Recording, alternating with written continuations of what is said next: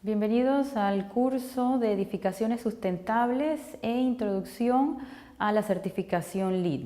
En este curso veremos qué parámetros incluyen una edificación sustentable y al final veremos algunas introducciones acerca de este sistema de certificación actualmente utilizado en Latinoamérica. Este curso lo hemos dividido en 8 capítulos y cada capítulo está dividido en 4 sesiones. El día de hoy vamos a iniciar con el capítulo 1, que es la introducción a la sostenibilidad. Vamos a ver algunos detalles que pudiéramos incluir en las edificaciones o cuáles son estos parámetros de sostenibilidad que hacen que una edificación sea considerada sostenible o verde, como en algunos casos es conocido. Comenzamos entonces con el concepto de sostenibilidad. Comenzamos con el capítulo 1, la introducción, y hablamos que la sostenibilidad requiere un nivel de vida decoroso para todos sin comprometer las necesidades de futuras generaciones. Esta es la definición que ha hecho la Organización de Naciones Unidas sobre el concepto, y si vamos un poquito más allá, menciona que la sostenibilidad también implica contrarrestar el cambio climático que afecta de forma peligrosa a todos los aspectos de la existencia humana. Si estamos un poquito confundidos con el concepto de sostenibilidad, entonces vayamos a un concepto mucho más aterrizado, en donde todo el mundo podrá entender un poquito más de qué estamos hablando. Hablamos del concepto que en Estados Unidos o en el idioma inglés se conoce como triple bottom line, que es buscar un equilibrio entre el crecimiento económico, que finalmente eso es lo que se busca cuando se desarrolla pues, una edificación que luego se va a vender o se va a alquilar. Se busca también entonces el equilibrio con el desarrollo social y cultural de donde se va a edificar pues, este espacio. Y también entonces se busca el equilibrio con la protección ambiental, ¿no? Que los impactos de aquella edificación sean considerados desde la etapa de diseño hasta la etapa de ocupación y minimizarlos, así contrarrestando el cambio climático que mencionábamos anteriormente. Entonces, si mencionamos estos 3 puntos, crecimiento económico, desarrollo social y cultural y la protección ambiental, entonces podemos hablar de sostenibilidad. Y este término pues, se puede aplicar a diversos tipos de industria. Así que triple bottom line incluye el crecimiento económico, social y la protección ambiental. Si aterrizamos entonces el concepto de sostenibilidad, lo llevamos a satisfacer las necesidades de las generaciones actuales sin comprometer las necesidades de las futuras generaciones. Hablemos entonces un poco de cómo se aplica la sostenibilidad en la construcción de edificaciones. Tenemos aquí un ejemplo de una edificación en construcción y sabemos que los insumos que ella requiere pues, para poder completarse en general serían agua, energía y materiales. Todos estos combinados hacen entonces que podamos construir estas edificaciones. Pero durante la construcción de estas edificaciones nosotros generamos residuos o desechos, muchas veces en la forma de sedimentos por los movimientos de tierra que tienen que hacerse para las diferentes adecuaciones del terreno, calor. Los materiales que utilizamos en estas edificaciones por lo general son absorbentes de calor, haciendo las ciudades cada vez más calientes. Y residuos, tenemos residuos generados durante la etapa de construcción que muchas veces pudieran ser reutilizados en sitio, donado a otros proyectos antes de ser dispuestos de manera permanente en un vertedero, por ejemplo. Así que si vemos el concepto de sostenibilidad para una edificación, siempre tenemos que pensar en cuáles son mis insumos y cuáles serían al final mis productos o subproductos generados de la construcción de la edificación. Entonces, conozcamos un poquito las estadísticas acerca de la industria de la construcción, y esto viene del reporte de la IPCC del 2011, en donde menciona cuáles son los consumos de la industria de la construcción y los compara con el consumo de otras industrias. Entonces, vemos que el 25% del consumo de agua potable. Mencionábamos entonces que las estadísticas de la industria de construcción se comparaban con otros tipos de industria. Como estamos viendo más la afectación de las edificaciones en el cambio climático, quiero mostrarles entonces cómo se comparan las emisiones de las diferentes industrias en base al reporte del IPCC del 2014. Entonces tenemos acá que la industria de generación eléctrica y de producción de energía emite un 25% de las emisiones, y si comparamos eso con las edificaciones para el año 2010, estas están en 6.4%. Y así podemos ir viendo la industria del transporte 14%, otros tipos de industria pues de producción 21% y otros tipos de energía 9.6%, ¿no? Entonces nos corresponde a nosotros tratar de bajar las emisiones de CO2 generadas por la construcción de edificaciones. Acá ven que tenemos las emisiones directas y también entonces las indirectas. Y en edificaciones las indirectas pudieran considerarse como aquellas emisiones generadas para la fabricación de algunos de los materiales que utilizamos en la construcción de las mismas, ¿no? Entonces hablemos de los parámetros de sostenibilidad en edificaciones y por qué incluirlos en estas edificaciones. Por estadísticas, los edificios verdes, como comúnmente se están conociendo en la región, utilizan en promedio 25% menos energía que los edificios que utilizan parámetros convencionales. Entonces hablamos que si consumen menos energía, por ende, tienen menos costos por operación, son más eficientes, impactan menos al ambiente, y volvemos al término de triple bottom line, ¿no? Que es satisfacer las necesidades actuales sin comprometer las futuras. Entonces, específicamente en el sector construcción, se ha recomendado fijar objetivos que sean posibles analizar y medir tanto al inicio del proceso como a lo largo de la vida útil de los edificios.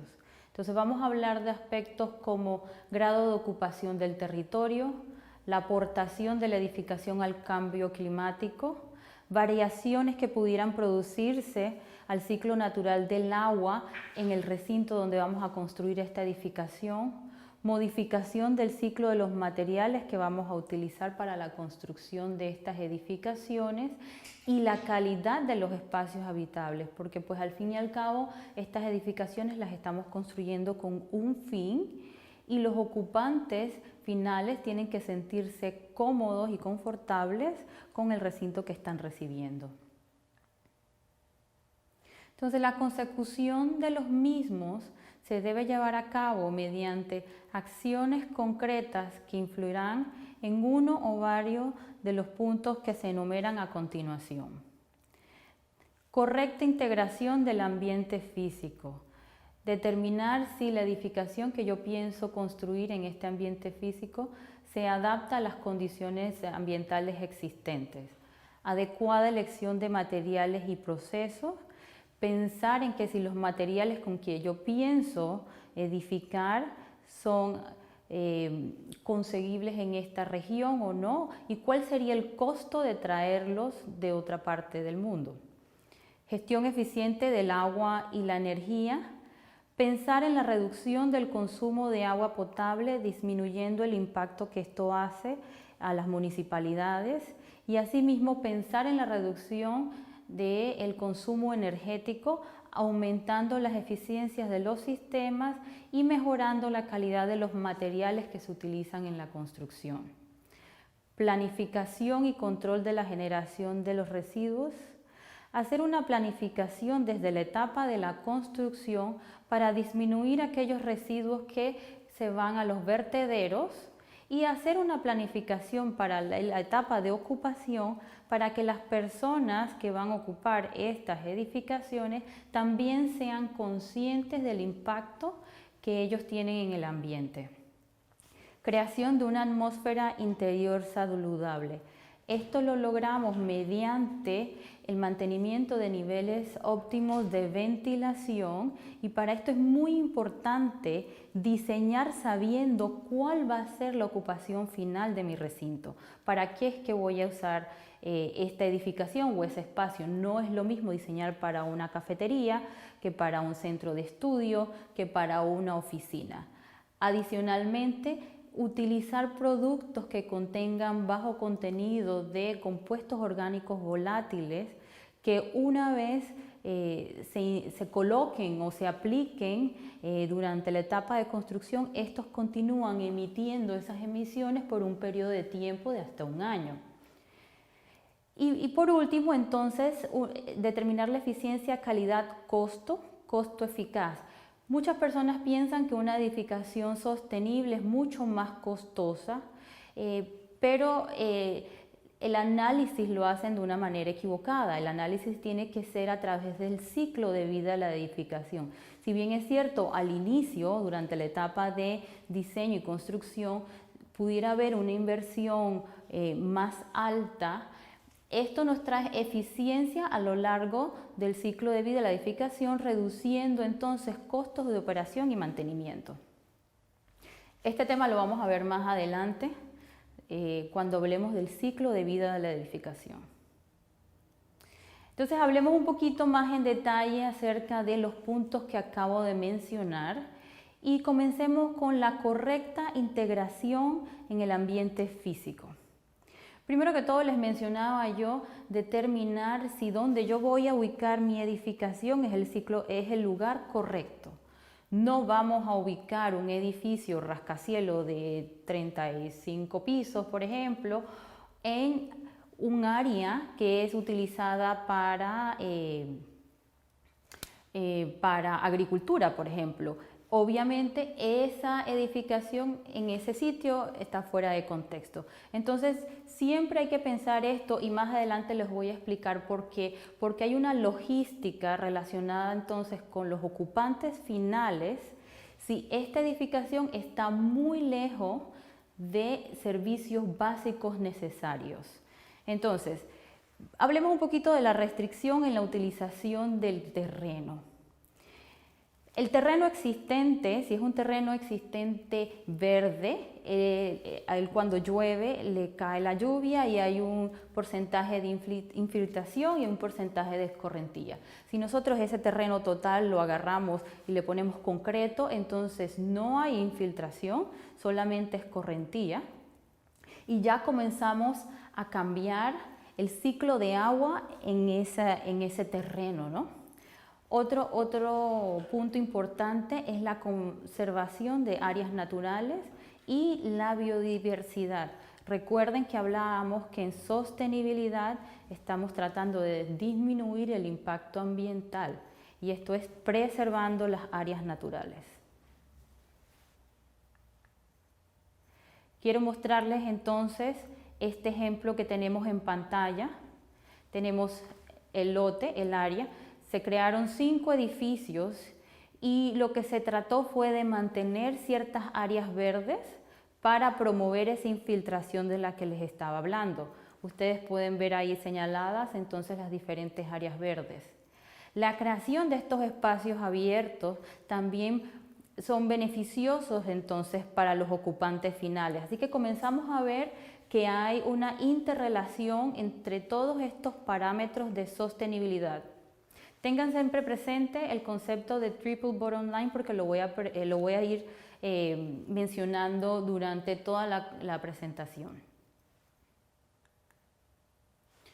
Sigamos un poquito hablando sobre el tema de la infiltración. Este es el ciclo natural del agua. Llueve, el agua cae, se infiltra, se forman entonces los lagos, que estos a la vez se evaporan, suben a las nubes y vuelven y bajan. Este es el ciclo, ¿sí? Nosotros, mediante la construcción y poniendo pues concreto, prevenimos esa infiltración y vamos alterando entonces este ciclo natural del agua. Otra de las afectaciones que tienen las edificaciones urbanas es la contaminación lumínica. Pues necesitamos iluminación para estas edificaciones y necesitamos iluminación pública para horas nocturnas. El problema es que las luminarias que estamos utilizando, entonces el haz de luz sale y lo podemos ver desde arriba. Eso es contaminación lumínica que puede afectar especies aviares. Esto lo voy a mencionar más adelante en detalle. Ahorita vamos a ir viendo entonces solamente algunas de las afectaciones que existen por la construcción de edificaciones. Hablemos entonces de la adecuada elección de materiales y procesos. Inminentemente prohibición de materiales potencialmente peligrosos. Ya en la industria pues se ha ido documentando tipo de materiales que son peligrosos para la salud humana. En las pinturas, por ejemplo, ya se está eliminando el plomo o se ha eliminado el plomo. Y así en otros tipos de materiales también se han ido disminuyendo contaminantes. En las luminarias ahora se están especificando luminarias que tengan bajo contenido de mercurio. También voy a ir mencionando esto más adelante. Otro punto muy importante es el uso eficaz de materiales no renovables. Hay materiales como las maderas, por ejemplo, que demoran más de 10 años estos árboles en crecer, se talan, se utilizan para la construcción y hay que esperar más de 10 años para que estos materiales, para que estos árboles vuelvan a crecer. Entonces, se promociona entonces el uso de materiales renovables en los casos en donde sea posible. Y en este caso se considera renovables aquellos que tienen un periodo de crecimiento de menos de 10 años. El bambú, por ejemplo, es uno de ellos. Y por último, potenciar la utilización y reciclaje de residuos. En construcción hay muchos residuos que pudieran reutilizarse en sitio o ser donados a otros proyectos, por ejemplo, cuando hay residuos de concreto o de bloques que pudieran utilizarse como rellenos en otros proyectos o en sitio. Este es un ejemplo de lavado de concreto que estábamos haciendo en un proyecto. Este concreto se solidifica, lo picamos y luego lo utilizamos como relleno en el mismo proyecto. Eso es un ejemplo pues, de reutilización en sitio. Siguiendo entonces con la adecuada elección de materiales y procesos, uso preferible de materiales procedentes de recursos renovables. Les mencionaba el bambú. Este es un ejemplo de construcción en bambú en Colombia, en donde el bambú es muy utilizado para la construcción. Es un material que adicionalmente es regional, lo tienen ellos disponible ahí, o sea que también disminuyen las emisiones de CO2 por el tema de transporte. Utilización de materiales con bajas emisiones tóxicas, mencionaba anteriormente, utilización o aplicación de pinturas o adhesivos que tengan bajo contenido de compuestos orgánicos volátiles que se van emitiendo en el ambiente. Estos son aquellos olores que una vez estemos ocupando el recinto comienzan a afectarnos las vías respiratorias, comienzan a darse casos de alergia, casos de irritación en los ojos, etc. Y un caso muy común es el olor a carro nuevo, que a todo el mundo le gusta cuando compra su carro y siente ese olor a carro nuevo. Bueno, eso precisamente es un compuesto orgánico volátil, que en español sería COV, pero en inglés entonces es VOC, así que durante la presentación me voy a estar refiriendo a ellos como COV o VOC. aumento de la durabilidad, transformabilidad y flexibilidad de los materiales a utilizar, incremento de la vida útil de los materiales, fomentando un aumento de la calidad. Es muy importante, si hablamos del análisis de ciclo de vida de la edificación, nosotros tenemos que incluir en nuestros parámetros de diseño y durante la etapa de construcción materiales que tengan buena calidad, siempre pensando entonces en la materia prima que vamos a utilizar en esos materiales, ¿no? Gestión eficiente del agua potable. Como mencionamos anteriormente, el ciclo de agua, muy importante que una edificación sostenible proteja el recurso hídrico. El recurso hídrico está escaso en muchos lugares y lo que se desea es bajarle el impacto a la municipalidad para la demanda de agua potable y al final bajarle el impacto por el tratamiento de las aguas residuales. Entonces, para casos en los que no es necesario la utilización de agua potable, ver cuáles son las alternativas que tenemos. Y en muchos casos y en muchos países puede darse la captación de agua de lluvia y utilizar esta agua de lluvia para irrigación, en donde no se necesita que el agua sea potable, o temas para la descarga de sanitarios, por ejemplo. Y así entonces potenciamos la reducción del agua potable.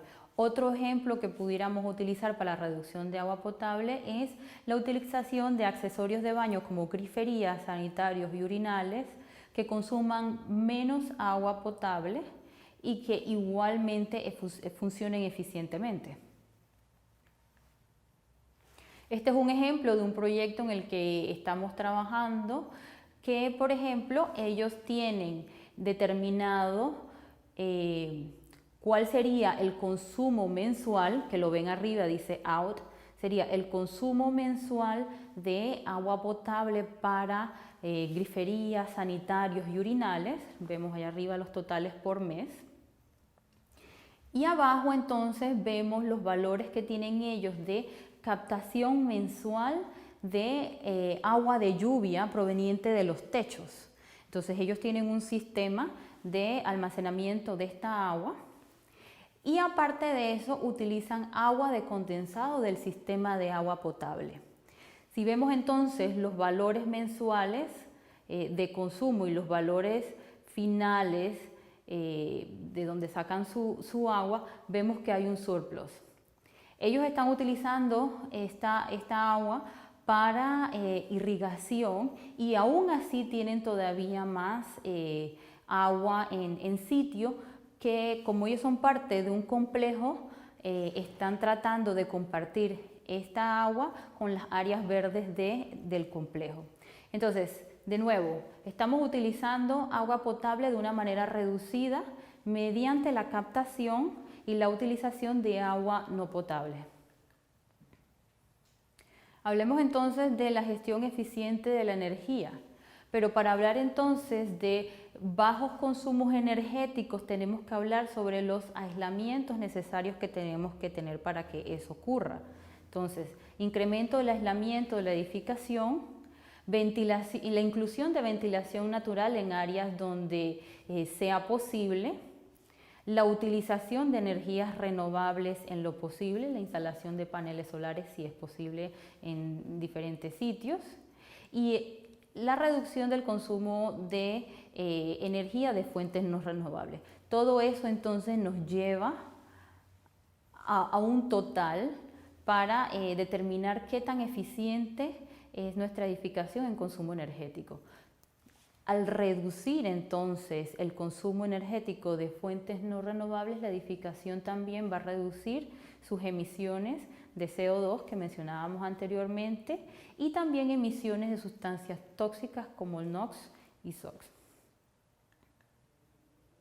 Estos son algunos ejemplos de fuentes renovables de energía. Mencionábamos los paneles solares, los molinos de viento, las hidroeléctricas. Todo depende de cómo se componga la matriz eléctrica del sitio, si es posible escoger de dónde viene mi energía, viene de fuente renovable o no renovable. Vamos a hablar más adelante de estos temas. Y claro, para aumentar la eficiencia es mucho más eficiente si yo hago un cálculo para determinar un sistema más grande que le dé, digamos, ventilación y aire acondicionado a una edificación, a que si yo pongo por oficina sistemas independientes.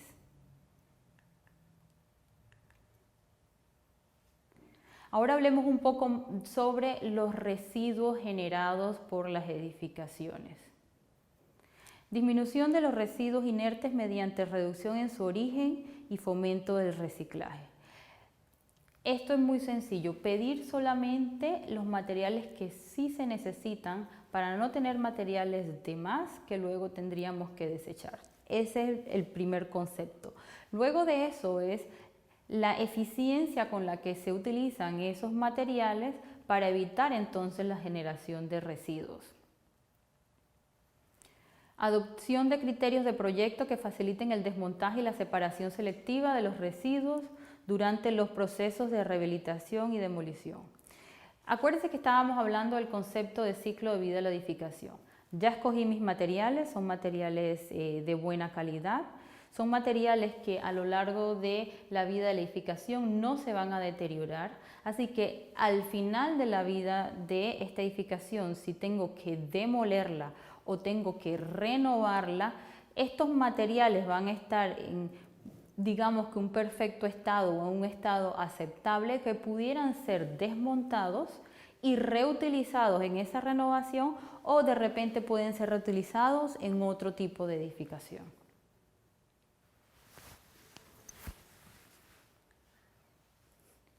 Mencionaba también anteriormente la creación de una atmósfera interior saludable. Mencionaba niveles de ventilación dependiendo de la ocupación. Recuerdan que les dije que no era lo mismo diseñar para una cafetería que para un centro de convenciones, que para una oficina. Entonces es muy importante que se sepa cuál va a ser el uso final de esa edificación para poder cumplir con los parámetros de ventilación necesarios. Segundo, la utilización de materiales que estarán permanentemente instalados en esos recintos para evitar las irritaciones de las que hablaba. Entonces, aquí es donde mencionamos de nuevo la utilización de materiales con bajas emisiones tóxicas, los VOC o COV, disminución de ruidos y olores, control de los elementos contaminantes del aire. Esto se logra mediante medidas de filtración en los sistemas de ventilación y aire acondicionado, mantenimiento del ambiente interior saludable y de la calidad de los ambientes urbanizados. Esto lo logramos en la etapa de ocupación mediante la utilización de productos con bajas emisiones para temas, por ejemplo, de limpieza o temas, por ejemplo, de manejo de pestes y así. Más adelante vamos a ahondar más en estos temas. Recuerden que esto es una pequeña introducción de la sostenibilidad en las edificaciones.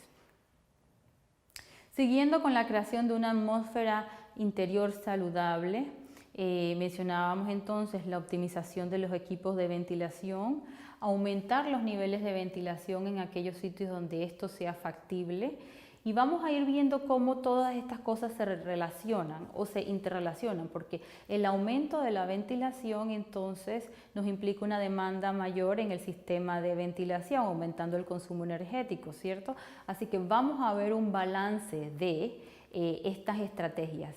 ¿Qué quiero lograr? Quiero aumentar el confort de los ocupantes finales. ¿A qué precio? Vamos a ir viendo eso más adelante. Entonces, compatibilidad con las necesidades de los ocupantes. Vuelvo y recalco, ¿no? ¿Para qué se hizo esta edificación? ¿Cuánto tiempo los ocupantes finales van a estar en esta edificación? Así que, ¿qué tengo que hacer yo en cuanto al diseño original para que las personas que vayan a ocupar este recinto por 8 o 10 horas se sientan cómodos y confortables? Y por último, mantenimiento del ambiente interior saludable y de la calidad de los ambientes urbanizados.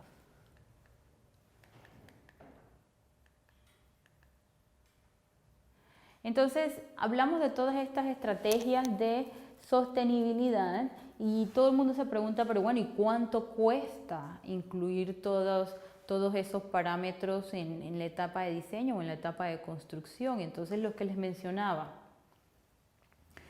se siente pues el aumento en la inversión inicial. Bueno, entonces hablemos acerca de la eficiencia, calidad, costo. Recuerden que tenemos que pensar acerca del ciclo de vida de la edificación y solamente en la inversión inicial. Así que vemos un aumento en la calidad en todo el proceso, reducción de costos de mantenimiento durante la vida útil de la edificación, incremento de la estandarización tecnológica y de sistemas. Utilizamos entonces tecnología más nueva que pudiera ser adaptada en casos de ser necesario. Desarrollo de sistemas de control de calidad. Establecimientos de mecanismos de mercado estándar. Veamos entonces la gráfica que les muestro acá. Incremento de la inversión inicial, muy importante, que todo el mundo pregunta eso, y el aumento de la sostenibilidad aplicada en una edificación, cómo va aumentando el mismo, ¿no? Pero recuerden, esa es solamente la inversión inicial, tenemos que pensar es en el ciclo de vida de la edificación. Entonces mencionamos el concepto de sostenibilidad, todo el mundo tiene en su cabeza la idea de que estos conceptos de diseño y de construcción pueden ser aplicados solamente en ciertos países. Eso no es cierto, así que quiero mencionarles un poco sobre qué se está haciendo en materia de sostenibilidad en países de nuestra región, en países de Latinoamérica. La sostenibilidad, primero que todo, pues es un movimiento mundial y se va notando como todos los países van desarrollando diferentes parámetros, todos van a diferentes ritmos, pero van hacia un mismo fin, ¿no? Hablemos un poquito sobre Bogotá. En Sudamérica ha liderado el movimiento de edificios verdes mediante la introducción de políticas que promueven la eficiencia energética y la sostenibilidad. En la foto les muestro el Colegio Rochester. El colegio se ha certificado LEED Gold. Ahí les pongo entonces el enlace donde pueden buscar información sobre la certificación del colegio. Y bueno, siguiendo con Bogotá, ellos han desarrollado programas como Bogotá Basura Cero, desarrollo de un plan urbanístico sostenible y políticas para edificaciones, como les mencionaba anteriormente.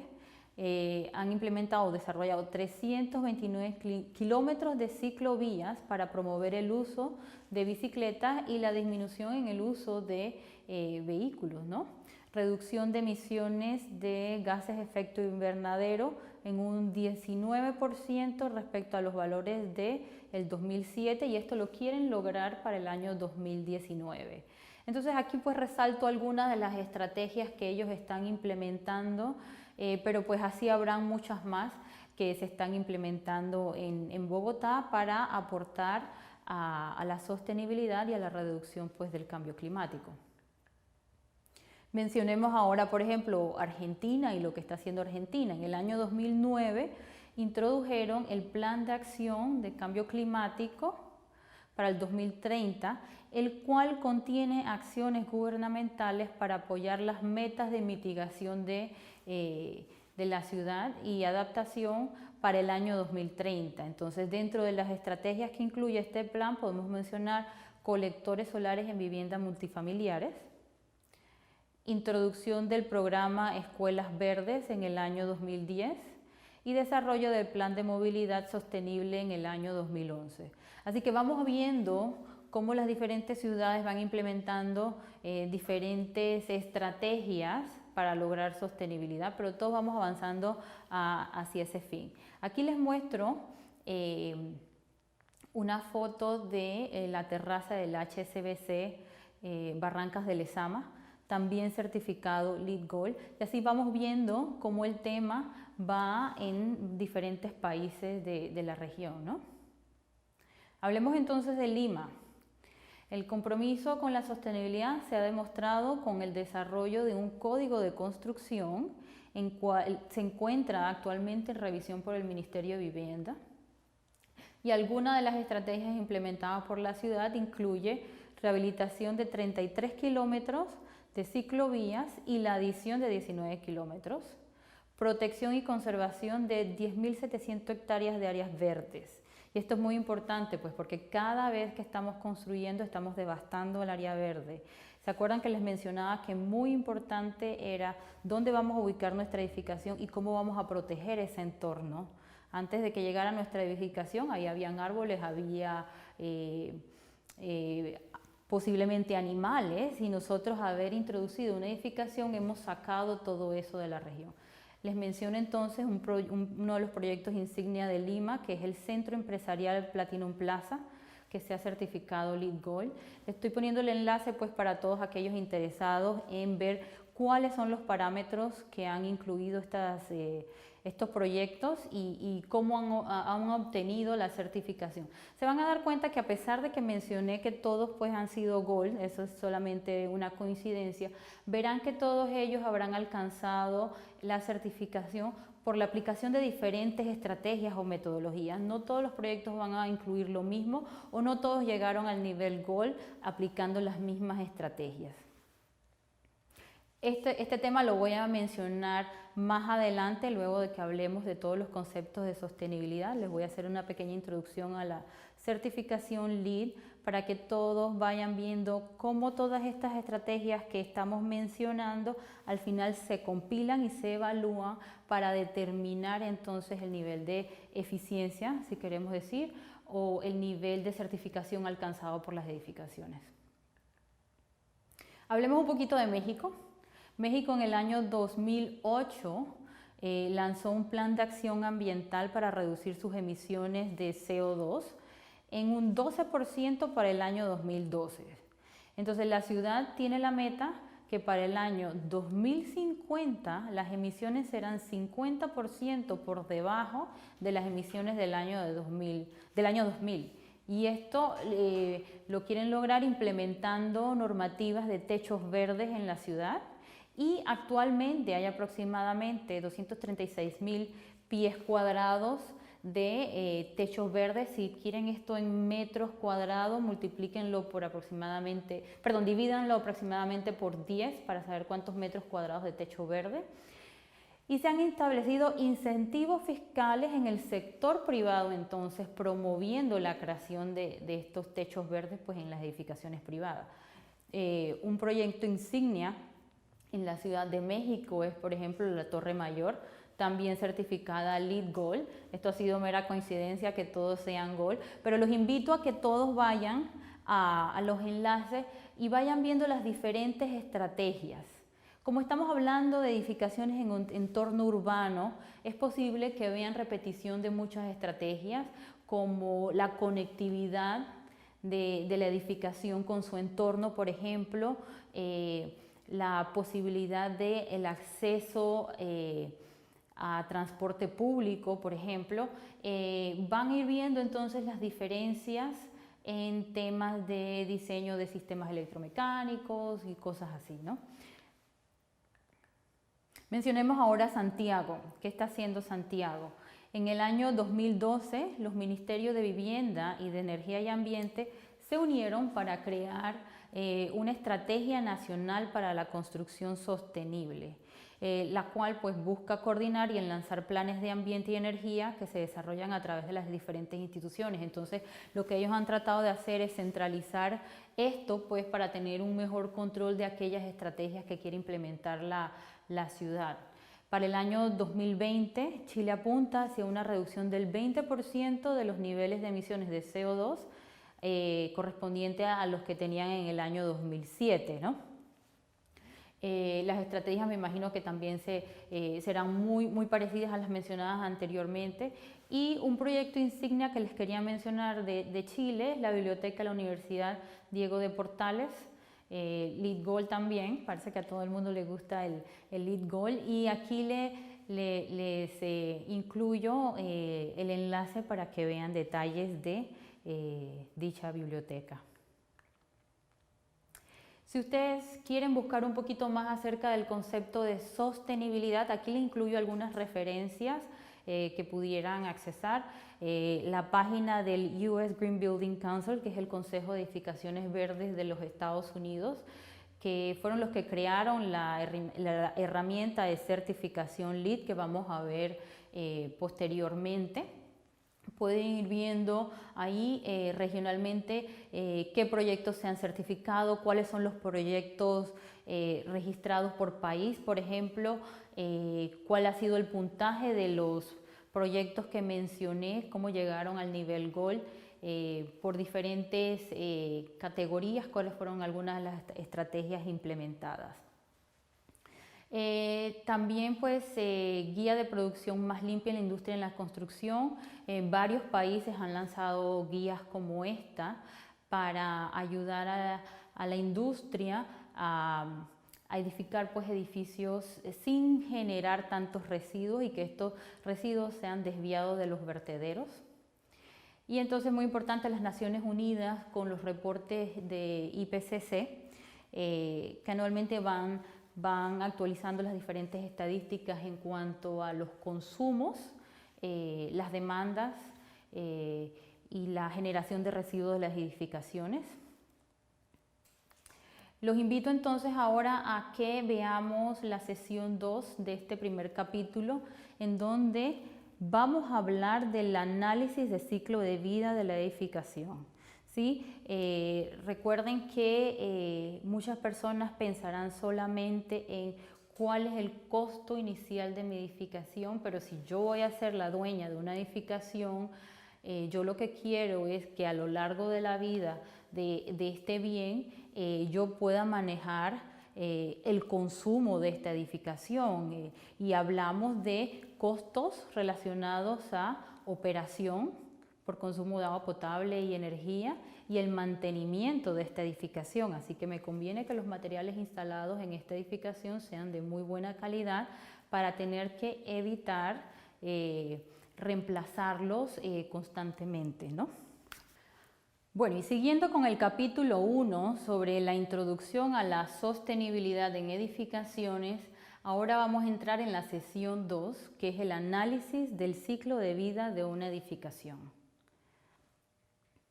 En la sesión anterior vimos algunos parámetros básicos o una introducción a la sostenibilidad que incluía el concepto de sostenibilidad, cómo este concepto toca tres aristas muy importantes, que es la económica, la social y la ambiental, que esto es conocido como triple bottom line, y recuerden eso, porque siempre tienen que estar presentes las tres para que sea sostenible. Y bueno, ahora veamos entonces la edificación como tal, ¿no? Entonces, el ciclo de vida de una edificación comienza desde la etapa de planificación y prediseño. Tenemos que ver detalles de dónde la vamos a ubicar. Como les mencionaba anteriormente, muy importante determinar el entorno de mi edificación. Mi diseño, cuáles son los diseños que pueden ser pasivos versus activos. Más adelante les voy a tocar este tema. Entonces, en diseño y construcción, ¿cuáles van a ser mis estrategias de sostenibilidad que voy a poder aplicar durante estas etapas? Un ejemplo de diseño es poder diseñar cosa que la luz natural me entre al recinto, y si yo tengo luz natural, entonces me permite a mí controlar la luz artificial que yo voy a introducir mediante luminarias. Es un concepto pues que durante la etapa de diseño tengo que tener presente, y luego durante la etapa de la construcción es los materiales que vamos a utilizar, las materias primas con las que se fabricaron esos materiales, la ubicación de esos materiales y el transporte de esos materiales a mi edificación, la generación de residuos por la utilización de esos materiales, la disposición de esos residuos, si finalmente van a ir a un vertedero porque pues no pueden ser reutilizados, o si pueden ser reutilizados en sitio o pueden ser donados para ser reutilizados fuera de mi área de proyecto, ¿no? El otro punto del análisis del ciclo de vida es la ocupación, operación y mantenimiento de mi edificación. Ver si los equipos instalados y materiales instalados operan de una manera eficiente, reduciendo así los consumos en agua potable y energía, y reduciendo así también la necesidad de renovación de estos equipos y materiales, que durante la ocupación, entonces las personas que están finalmente en ese recinto se sientan confortables, el recinto sea saludable. Y esto es muy importante porque, y más adelante se los voy a mencionar, el síndrome de los edificios enfermos. Recuerden eso, son edificios que tienen una muy pobre calidad del aire en interior, haciendo que las personas que ocupan esas edificaciones o esos espacios se enfermen más. Eso baja la productividad y por ende pues baja la productividad de las compañías que están ocupando esas edificaciones, ¿no? Los voy a mencionar más adelante. Y finalmente, el fin de la vida útil de la edificación, reuso de ser posible, demolición en caso tal de que no pueda ser reutilizado, y el desecho pues de los componentes de esta edificación.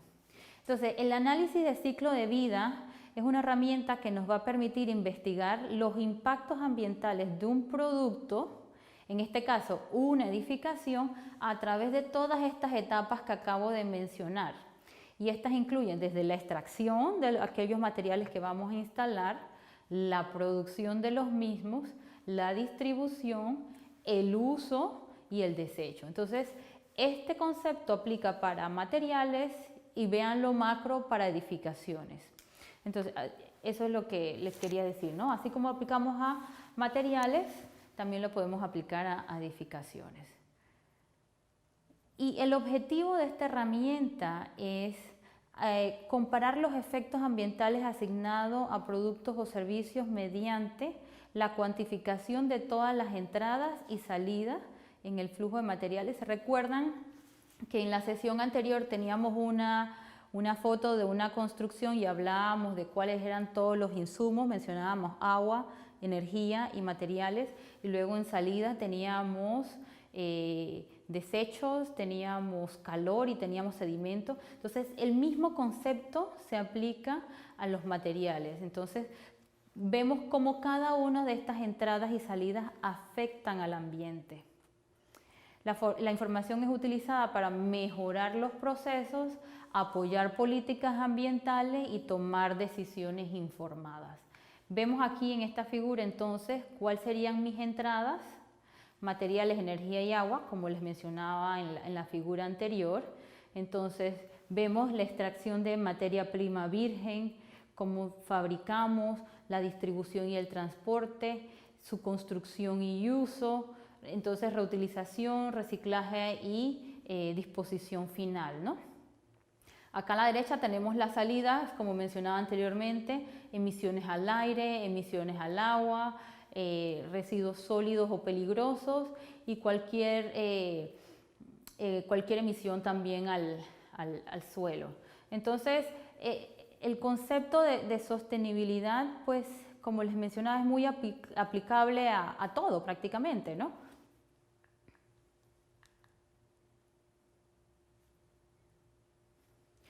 Entonces, para hacer el análisis de ciclo de vida, tengo que definir cuáles serían mis entradas, cuáles serían mis salidas y cuál es mi proceso.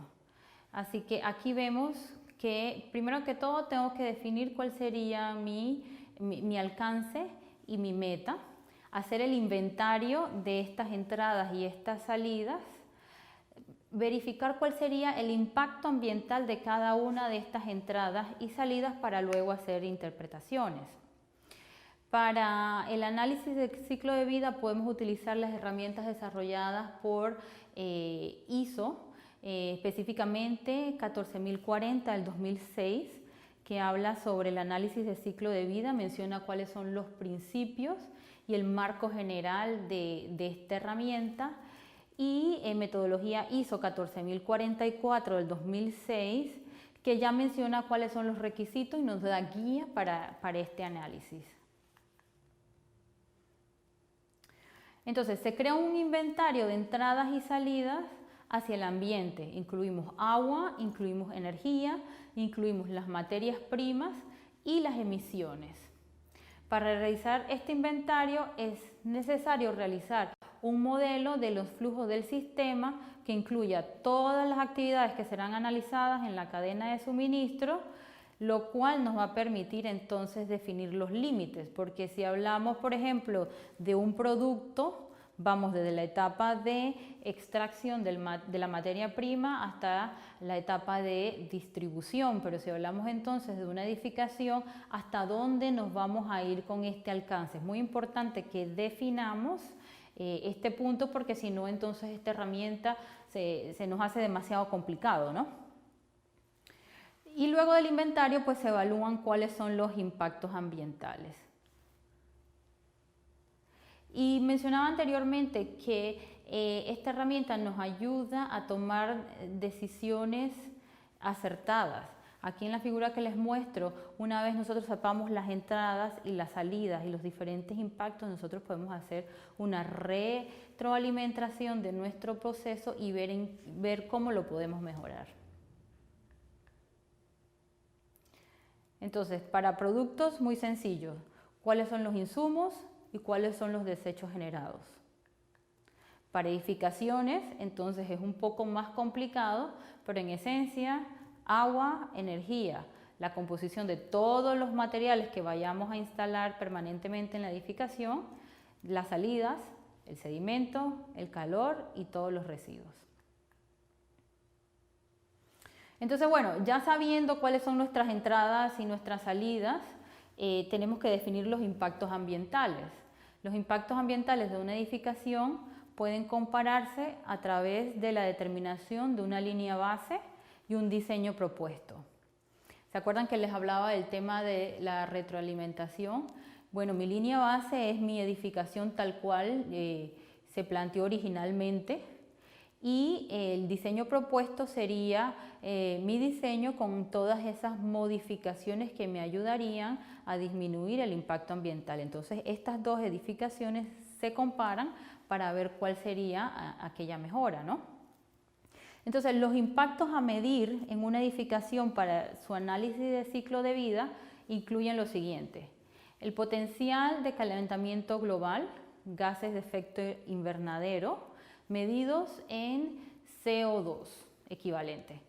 Potencial de agotamiento de ozono medido en kilogramos de CFC, y esto es un refrigerante. La acidificación de tierras y fuentes de agua medido en moles de hidrógeno. Eutrofización medido en kilogramos de nitrógeno o kilogramos de fosfato. Formación de ozono troposférico en kilogramos de NOx, y el agotamiento de los recursos energéticos no renovables medidos en gigajoules. Acá entonces en la gráfica pues les voy poniendo todos estos puntos, todos estos impactos que vamos a medir, y en teoría tenemos una edificación una determinación de cuáles serían los impactos para mi línea base y luego para mi diseño propuesto. Pues sí, entonces en el gráfico que les muestro, la columna azul es el edificio de referencia o línea base. El término línea base lo vamos a utilizar mucho para determinación de ahorros en diferentes consumos. Y el azul, el verde entonces es el propuesto. Y la idea entonces es analizar estas entradas, estas salidas, sus diferentes impactos para ir bajando cada uno de estos impactos que menciono al ambiente, ¿no?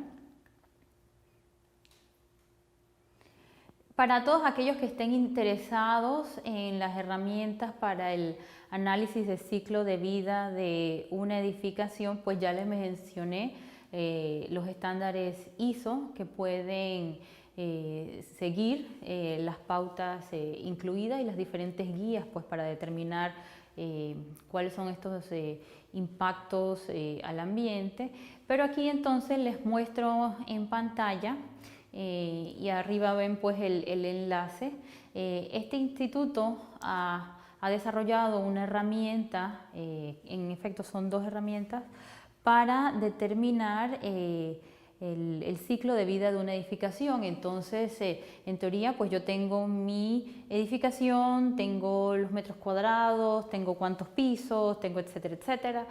Y lo que puedo ir haciendo entonces es ir comparando ese edificio línea base contra un edificio propuesto cambiando, por ejemplo, vidrios de la fachada. ¿Cómo puedo comparar un vidrio contra el otro? Me analiza los costos y me analiza entonces cuáles son las eficiencias que me trae ese nuevo material. Entonces vamos a ahondar un poquito ahora en todos estos impactos ambientales que se generan por las edificaciones.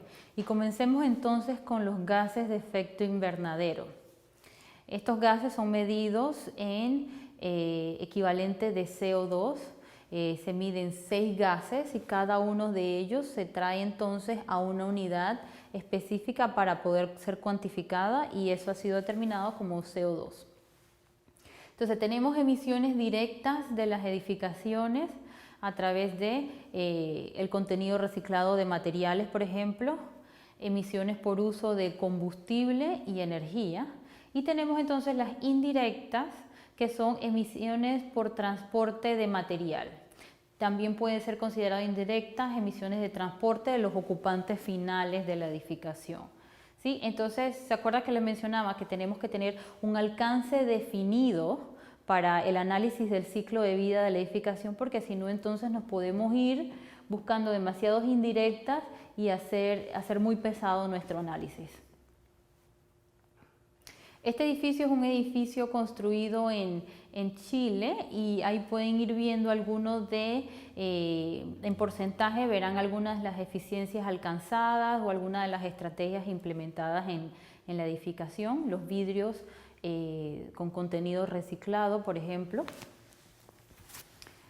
Y así pueden ir viendo más información. Les he incluido el enlace para los que están interesados en ver más acerca de este proyecto. Hablemos ahora entonces del potencial de agotamiento del ozono. Entonces, por el uso, y esto más que todo se da por el uso de refrigerante en estos siguientes sistemas: aire acondicionado, refrigeración y en sistema de supresión de incendio. Todos ellos pues contienen refrigerantes que actualmente no debería ser, pero anteriormente tenían CFCs, que son conocidos como materiales que agotan la capa de ozono. La capa de ozono entonces se le forma una apertura, se rompe y hace que los rayos solares vayan directamente a nivel de tierra, ¿no? Impactándonos a nosotros también. La acidificación de tierras y fuentes de agua medidos en moles de hidrógeno.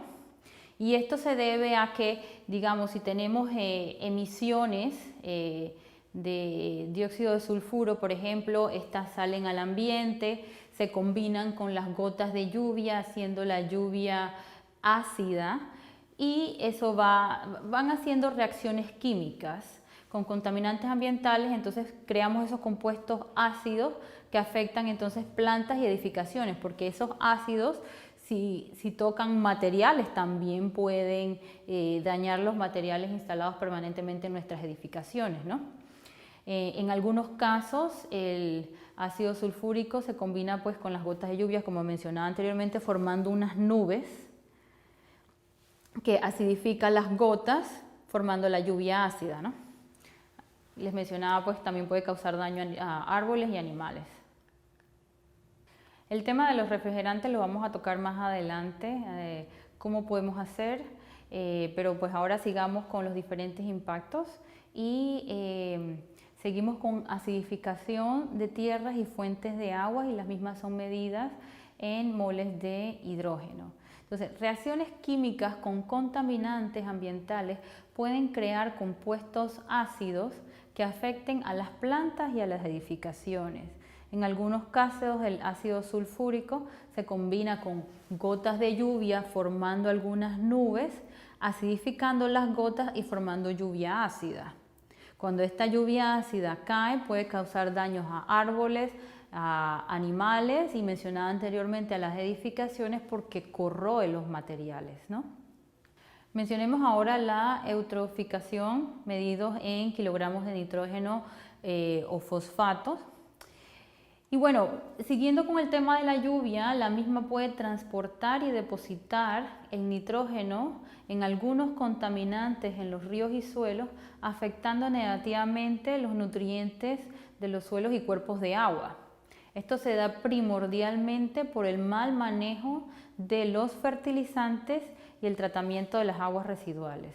La eutrofización es el aumento de nutrientes tales como el nitrógeno y el fósforo encontrados comúnmente en fertilizantes en el ecosistema. El exceso de estos nutrientes estimula el crecimiento de algas en cuerpos de agua, reduciendo la cantidad de oxígeno y luz disponible en estos cuerpos y hacer que las condiciones para otros organismos vivos sean perjudiciales.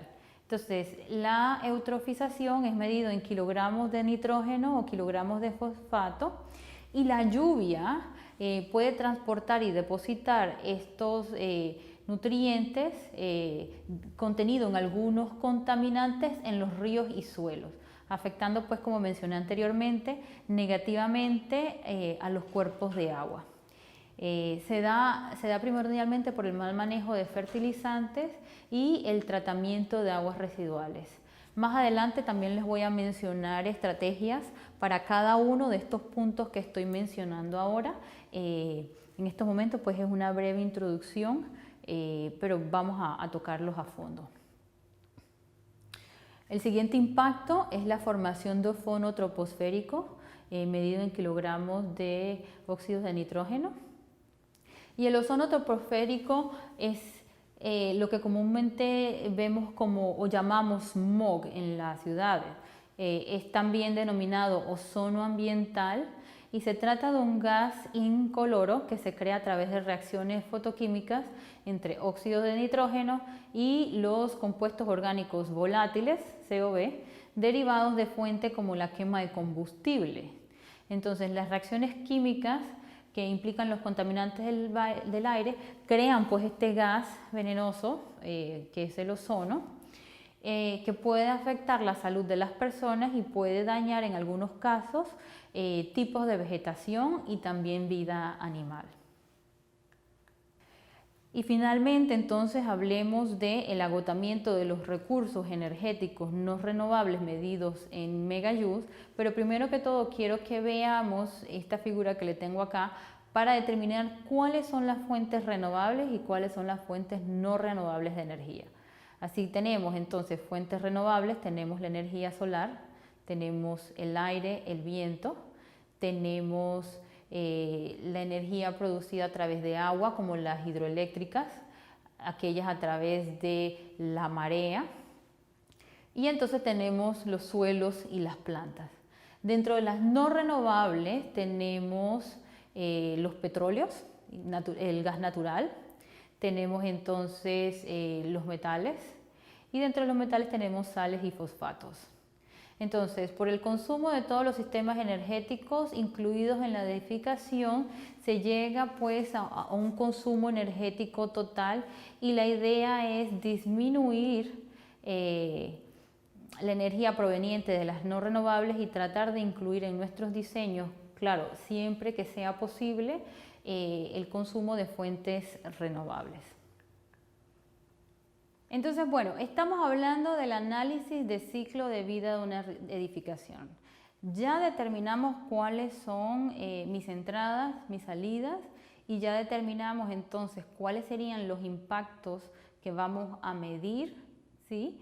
Así que ahora hablemos un poquito más de la herramienta. Hay diferentes variantes del análisis de ciclo de vida, y aquí les voy a mencionar algunas. La primera es cradle to cradle en inglés, en español, de la cuna a la tumba. Y es la evaluación del ciclo de vida más completo, porque vamos desde la extracción de los recursos, denominado como la fase de cuna, hasta la fase de eliminación, que es la tumba. Así tenemos, por ejemplo, árboles. Ellos producen papel, que pueden ser reciclados en aislamiento de celulosa con bajo consumo de energía, por ejemplo. Así que tenemos la extracción, que sería la tala del árbol, tendríamos la producción de un producto, que sería el papel, y luego la reutilización de este papel para la creación de otro.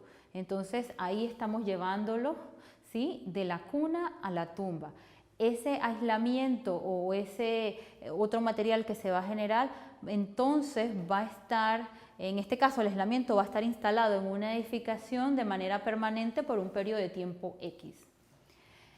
Entonces, este aislamiento a su vez se puede utilizar como un dispositivo de ahorro de energía en el techo de una casa, lo que les mencionaba, en este caso por 40 años, y el mismo ayuda a ahorrar 2000 veces la energía de combustible fósil utilizado para su producción.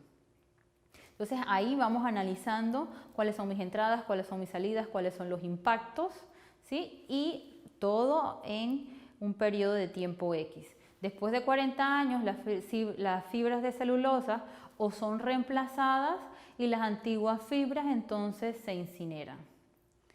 De nuevo, todas las entradas y salidas han sido consideradas en todas las diferentes fases del ciclo de vida. El segundo ejemplo que les quiero mostrar es cradle to gate en inglés, y en español de la cuna a la puerta. Y esta es una evaluación parcial del ciclo de vida de un producto. Entonces comenzamos desde la extracción, que sería la cuna, a la puerta de la fábrica, es decir, antes de que se transporte al consumidor, y ese sería el gate. Entonces, la fase de utilización y eliminación del uso del producto se omiten en este caso. Entonces, las evaluaciones de la cuna a la puerta son consideradas las bases para las declaraciones de productos medioambientales. Y en este caso son denominadas DPE, que van de negocio a negocio. El negocio de la extracción al negocio de la fabricación. Y el tercer ejemplo que les quiero mostrar es cradle to cradle en inglés, en español, de la cuna a la cuna.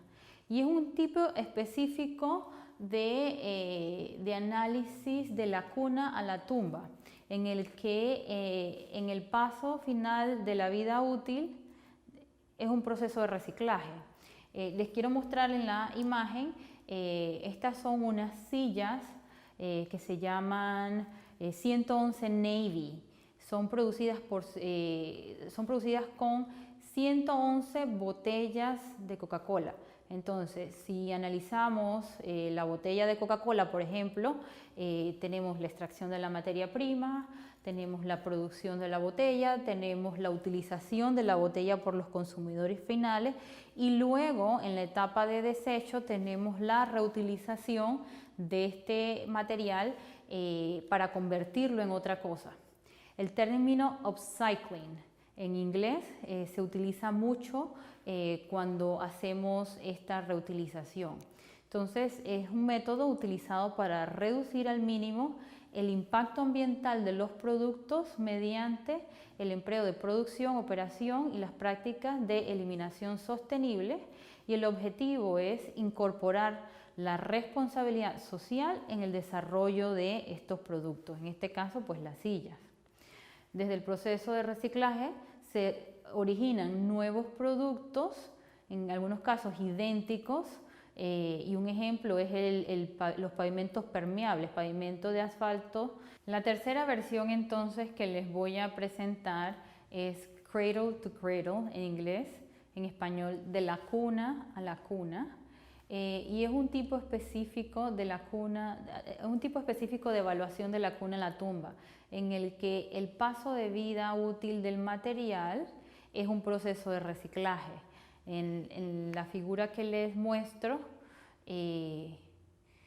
vemos sillas, se llaman 111 Navy, son creadas a partir de 111 botellas de Coca-Cola. Así que si analizamos el ciclo de vida de la botella de Coca-Cola, vamos desde el punto de extracción al punto de fabricación, al punto en que el consumidor final las utiliza, luego a la disposición, y la disposición sería entonces la reutilización de esta botella para crear otro artículo. El término en inglés se conoce como upcycling. Es un método utilizado para reducir al mínimo el impacto ambiental de los productos mediante el empleo de producción, operación y las prácticas de eliminación sostenible. Y su objetivo es incorporar el concepto de responsabilidad social en el desarrollo de los productos. Desde el proceso de reciclaje se originan nuevos productos idénticos en algunos casos y, por ejemplo, podemos mencionar pavimentos de asfalto a partir de asfalto descartado, botellas de botellas de vidrio recogidas, o diferentes productos entonces, que es el ejemplo de estas sillas, o lana de vidrio para aislamiento a partir de botellas de vidrio recogidas. Tengo entonces para referencias la página del US Green Building Council, que es el Consejo de Edificaciones Verdes de los Estados Unidos. Y para todas aquellas personas que quieren ahondar un poquito más en estos temas, les he incluido la página de Lead User. Más adelante hablaremos de esta página, pero es una página que nos ayuda a analizar y a determinar cómo estas estrategias pueden ser incluidas o pueden ser documentadas en nuestros proyectos. Entonces los invito a que sigan con la sesión 3. En la sesión 3 vamos a hablar sobre el diseño integrado de una edificación. Recuerden que hemos hablado que el ciclo de vida de una edificación comienza desde el prediseño, así que es muy importante que la inclusión de todos estos parámetros de sostenibilidad sean considerados desde esa etapa. ¿Y cómo vamos a hacer para que la etapa de diseño entonces tenga un valor consensuado con todos los participantes?